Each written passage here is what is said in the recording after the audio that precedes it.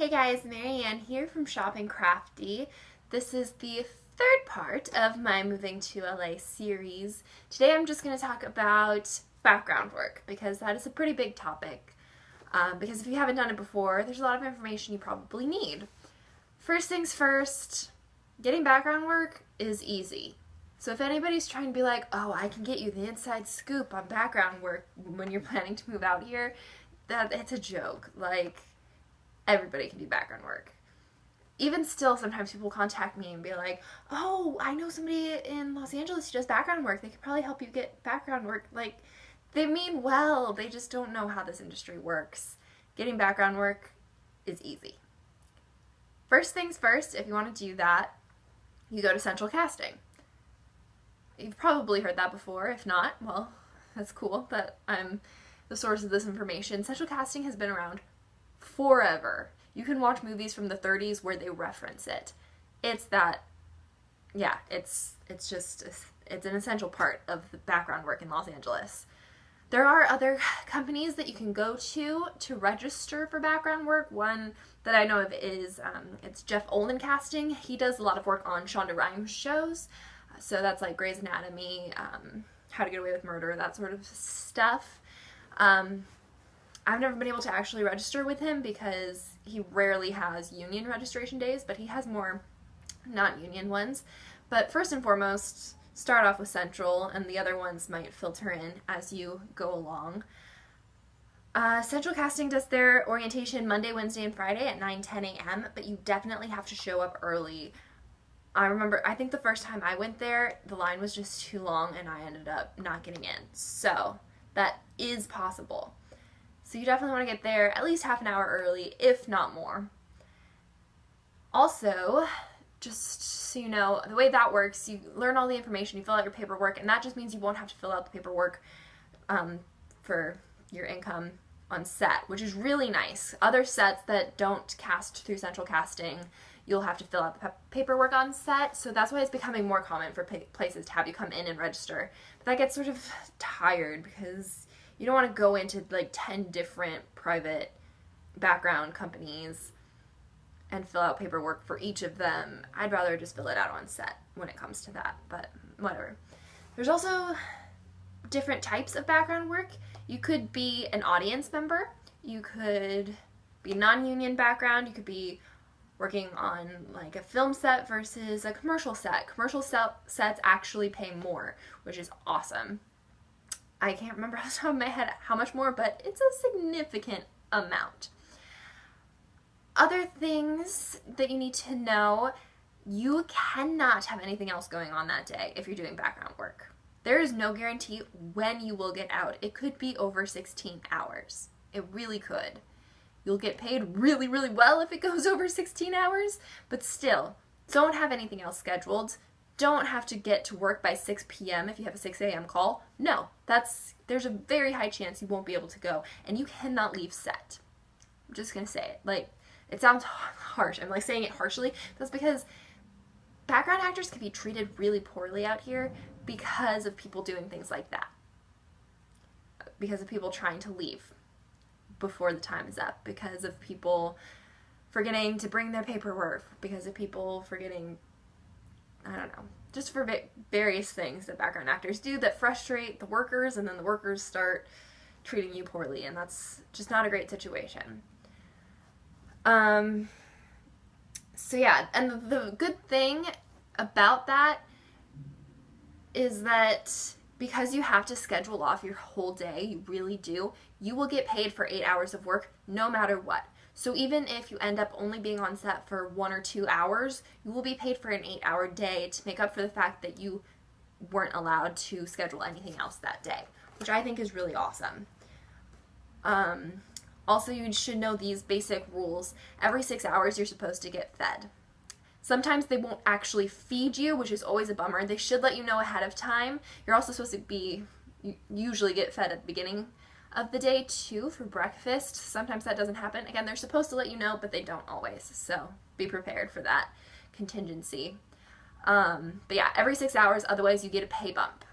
Also, you will get a pay bump if you have to get wet, get dirty, like if I was in like a food fight scene, So I got a little bump for that. If you're working in a smoky environment, you get a bump for that. There's a bunch of various things, but the most essential one is the food every 6 hours. And again, sometimes they'll provide it, sometimes you just get a half-hour break to run and get food from somewhere else. With audience work, you get paid less. They're really strict about phones and books and stuff. Pretty much you have to pretend that you are an audience member. So you can't sit and read in between takes, because some of those people in the audience may have even paid to be there, and you're getting paid, and they don't want everybody to know that. Sorry, I'm spilling the secret. But yeah, they can be really strict, and more often than not, it's pretty common for them not to feed you. So you get paid less, and you usually have to spend money on food, which sucks. But you do sometimes, for like talk shows and stuff, get free stuff, and that's really cool. You know, like the giveaways they always do. My curling iron is actually from, I don't remember what show it was, but yeah, I got a free curling iron. I also got I think it was a $50 Family Dollar gift card. That was, I don't know if I'm supposed to say it, but that was from like the Queen Latifah show, and that was really cool because Family Dollar actually had some really nice stuff, which I'll talk about probably in another video, but yeah, that was really nice. And so, you know, it has its trade-offs. Once you're union, I don't know if you can still do audience work, but a lot of people don't really like it because, again, you're usually not allowed to bring your phone in, worse pay, and you always have to deal with the hype guy who in between takes will like play music and ask questions and do trivia and stuff like that, and it just gets obnoxious after 8 hours.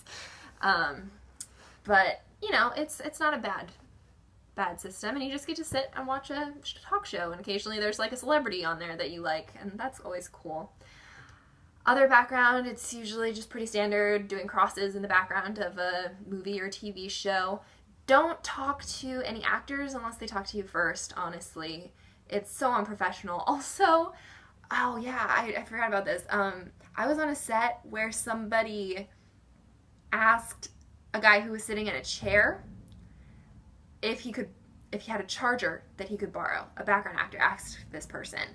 Do not approach the people sitting in chairs, especially there's like this video village section where they're usually watching the monitors. It's usually the really important people that are sitting there. They're not nobodies. That might be the producer or the director sitting there. They asked a producer of a huge Hollywood film if they could have a charger on a set where they were not supposed to have a phone. Whoops. Don't do that. Don't talk to those people unless they are talking to you. Sometimes people are really nice and really friendly, and the director will actually come and like talk to you and make sure you're being treated all right, and it's awesome. Sometimes it's not like that, and you can't assume. Also, there was a set where there was an actor just visiting the set. He wasn't even in the movie, and somebody like approached him and was like, "Hey, I'm a big fan. Keep doing your work, blah, blah, blah." You're at work. You're not a fan right now. And it's unfortunate, but it's just true. You need to be professional. You are on a professional set. Also, I don't know, I feel like I'm just like giving a list of rules, but another thing that you need to know is that it's hard to get background work on your own. So one thing a lot of people do is they have a call-in service. So I can only remember 3 of them, but I'm sure there's more. There's Cut Above. I think it's called Cut Above the Rest is the full name, but I'm not totally sure. And I believe they charge once every 6 months a big lump sum for their service. Basically what they do is they have access to all of the background work breakdowns, and they will call in and book you, so you don't have to deal with the calling in and waiting and maybe not getting booked. You'll just give them your money and they do that for you, and usually it's worth it. I would always use face-to-face, which I really love because you can go online and you can change your availability on a moment's notice, and if you work 1 day every month, you get charged less. If you work no days, you get charged even less than that. Or if you get like more than 2 days, you do the full price, which is about $80 a month. But for me, there's a lot of months, especially now that I'm in the union, where I won't get booked. So it's good to have it go down to like $15 on the months where I don't actually make the money. And I was able to work about 4 or 5 days a week when I was not union. Now that I'm union, I'm lucky if I get 2 days a month or even 1. So that's definitely something to consider. Also, I mentioned in the previous video, we go on hiatus. The industry goes on hiatus, I believe May through like the end of July. And central casting closes down, and it's a lot harder to get booked during those months. So you need to have a backup plan for those months, just in case. Sometimes you can be lucky and you're the exception, but don't count on it. The other one is extras management. That one is associated with central casting, which a lot of people use them. A ton of people use them. I find that a little icky because it's like a direct, like you're essentially paying an affiliate of central casting to cast you through central casting, which is supposed to be a free service. So I don't know, the morality lines are a little blurry there to me. And also they don't have the online option that face-to-face has. So I prefer face-to-face because of that. You have to call in and change your availability, so it makes it like, I do freelance stuff and I do babysitting, so I have an irregular schedule, so I can't have it be like, oh, only Tuesdays and Thursdays I'm not available. No, every week it's different, so I like to be able to change it every week without having to call in and have it be this huge hassle. So yeah, that's pretty much the info I have for background work. Again, it's really good that there is a union because a lot of times you wouldn't be treated very well on a set if there weren't these union rules and labor laws in place. You wouldn't probably not get fed every 6 hours. You might not get water or a place to sit if it weren't for those, because some sets are rough to work on, and I just want you to be prepared for that. Some of them are great, a lot of them are just in the middle, but there's been a couple that I've been on where they're just not nice, and it's terrible. But anyway, also I wanted to say there's the NDA. If you ever hear that phrase, it means non-disclosure agreement. So that means you cannot talk about it. You cannot talk about the set you are on. You cannot tell people about it. Of course, people always want to I'll be honest, I was on a set, I signed an NDA, but there was this huge celebrity on it that I love. So I texted my cousin, who also loves them, and she posted on Facebook. And nobody saw it, fortunately, but I called her repeatedly. She had fallen asleep, so I called her mom to get my cousin's boyfriend's phone number so that he could wake her up and make her take that post down, because if I was still on set and they had seen that, I would have been sent home. So NDAs are important. Do not break them. Another thing, I can't remember what NDB, I believe it is what it is. That's a non-deducted breakfast. If people say that, that usually means that they're feeding you breakfast at the beginning, so you're going to have, I think it's 15 minutes in the morning to eat where you are not required to work, you're not required to do anything, and so that pushes the 6-hour meal time limit back about half an hour. So if you have breakfast that morning and they say it's NDB, that means that there won't be a penalty, a meal bump, if they go over 6 hours because they gave themselves that little cushion by feeding you breakfast. It's just a little bit of the terminology you might want to know when you're on set. But yeah, that's pretty much the gist of everything.